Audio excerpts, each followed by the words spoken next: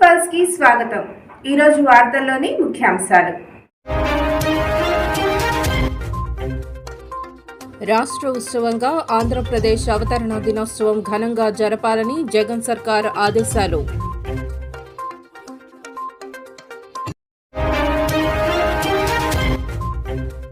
జియో నుంచి satellite broad band సేవలు, ఇక మారుమూల ప్రాంతాలకు ఇంటర్నెట్.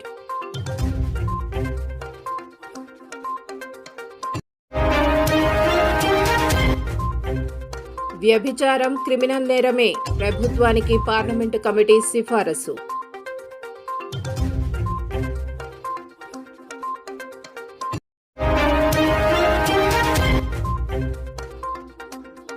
వంద ఫైటర్ జెట్స్ తో గాజాపై అటాక్.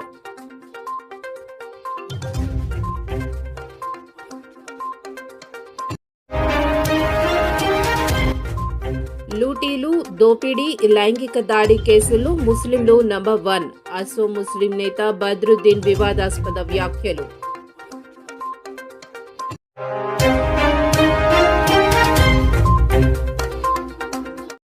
ఆంధ్రప్రదేశ్ రాష్ట్ర అవతరణ దినోత్సవాన్ని అత్యంత ఘనంగా జరపాలని జగన్మోహన్ రెడ్డి నేతృత్వంలోని ఏపీ ప్రభుత్వం నిర్ణయించింది. రాష్ట్ర విభజన తర్వాత తెలుగుదేశం పార్టీ అధికారంలో ఉన్నప్పుడు ఆంధ్రప్రదేశ్ అవతరణ దినోత్సవాన్ని అధికారికంగా నిర్వహించలేదు.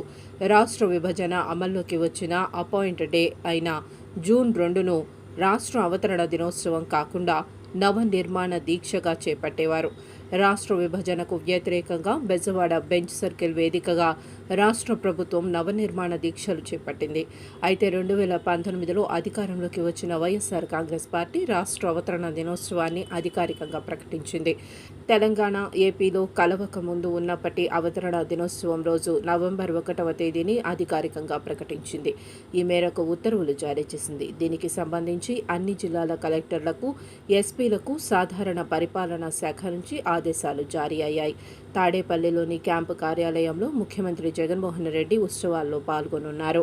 రాజ్భవన్లో జరిగే వేడుకల్లో గవర్నర్ పాల్గొనున్నారు.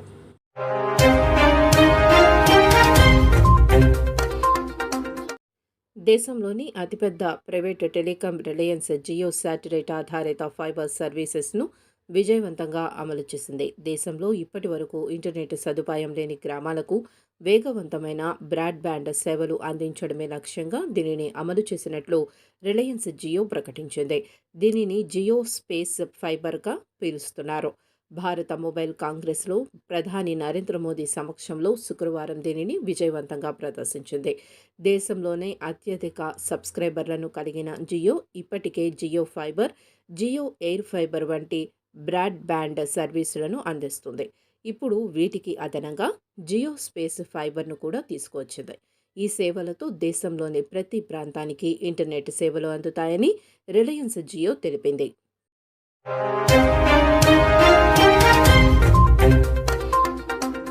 వ్యభిచారాన్ని క్రిమినల్ నేరంగా పునరుద్ధరించాలని ప్రభుత్వానికి ఓ పార్లమెంటరీ కమిటీ సిఫారసు చేసే అవకాశం కనిపిస్తుంది.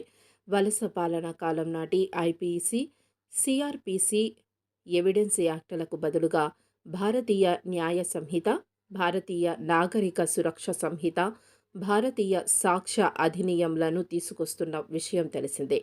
కేంద్ర హోంమంత్రి అమిత్ షా ఈ బిల్లులను ఇటీవల పార్లమెంటులో ప్రవేశపెట్టారు. అనంతరం వీటిని స్థాయీ సంఘం పరిశీలనకు పంపించారు. ఈ కమిటీ శుక్రవారం సమావేశమైంది. తదుపరి సమావేశం నవంబర్ 6న జరుగుతుంది. వ్యభిచారం నేరం కాదని సుప్రీంకోర్టు 2018లో తీర్పు చెప్పింది. విశ్వసనీయ సమాచారం ప్రకారం వ్యభిచారాన్ని క్రిమినల్ నేరంగా పునరుద్ధరించాలని ఈ కమిటీ సిఫారసు చేసే అవకాశం ఉన్నది.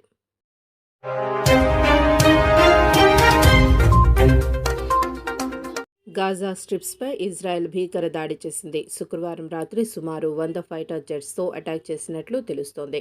హమాస్కు చెందిన వందలాది టార్గెట్లను ధ్వంసం చేశారు.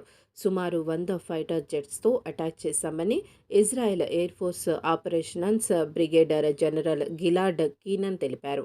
గాజా స్ట్రిప్స్లో ఉన్న ఉత్తర భాగాన్ని ఇజ్రాయెల్ దళాలు లక్ష్యంగా చేసుకున్నట్లు తెలుస్తోంది. గ్రౌండ్ ఆపరేషన్కు చెందిన టెంపోను ఇజ్రాయెల్ ఆర్మీ పెంచుతున్నట్లు స్పష్టమవుతోంది. భారీ స్థాయిలో పేలుళ్లు జరిగినట్లు ప్రత్యక్ష సాక్షులు చెబుతున్నారు. వైమానిక దాడితో కమ్యూనికేషన్ వ్యవస్థలన్నీ దెబ్బతింటున్నాయి.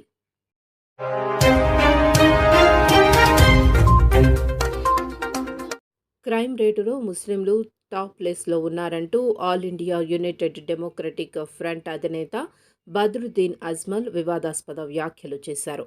లూటీలు, దోపిడీలు, లైంగిక దాడి వంటి నేరాలకు పాల్పడటంలో ముస్లింలు అగ్రస్థానంలో ఉన్నామని చెప్పారు.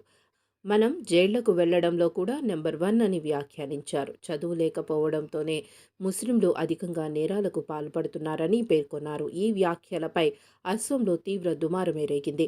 పెద్ద ఎత్తున విమర్శలు వెల్లువెత్తుతున్నప్పటికీ ఆయన తన వ్యాఖ్యలకు కట్టుబడి ఉన్నట్లు ప్రకటించారు. తానేమీ తప్పుగా మాట్లాడలేదని సమర్థించుకున్నారు. ప్రపంచవ్యాప్తంగా ముస్లిం కమ్యూనిటీ విద్యకు దూరంగా ఉండటం తాను చూశానన్నారు. ఉన్నత విద్య అటుంచితే కనీసం మెట్రికులేషన్ కూడా పూర్తి చేయలేకపోతున్నారని తెలిపారు. ఈ కారణంగానే నేరాల రేటు అధికంగా ఉందని చెప్పారు.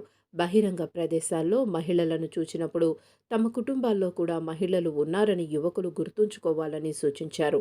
వారు తమ తల్లులు, సోదరీమణుల గురించి ఆలోచిస్తే లైంగిక వేధింపులకు పాల్పడరని పేర్కొన్నారు. ముస్లిం యువత విద్య, ఉపాధికి ప్రాధాన్యం ఇవ్వాలన్నారు. యువత చదువుకోవాలనే ఉద్దేశంతోనే తాను అలా అన్నానని వెల్లడించారు. కాగా అస్సాంలోని ప్రధాన రాజకీయ పార్టీల్లో ఏఐఈడీఎఫ్ ఒకటి. రాష్ట్రంలోని 126 అసెంబ్లీ స్థానాల్లో ఆ పార్టీకి 15 మంది ఎమ్మెల్యేలు గెలుపొందారు.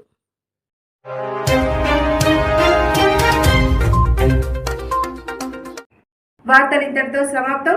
చూస్తూనే ఉండండి పీపుల్స్ పల్స్. సామాన్య ప్రజల గుండె సవ్వడి, ప్రజానాడి. చూస్తూ ఉండండి పీపుల్స్ పల్స్.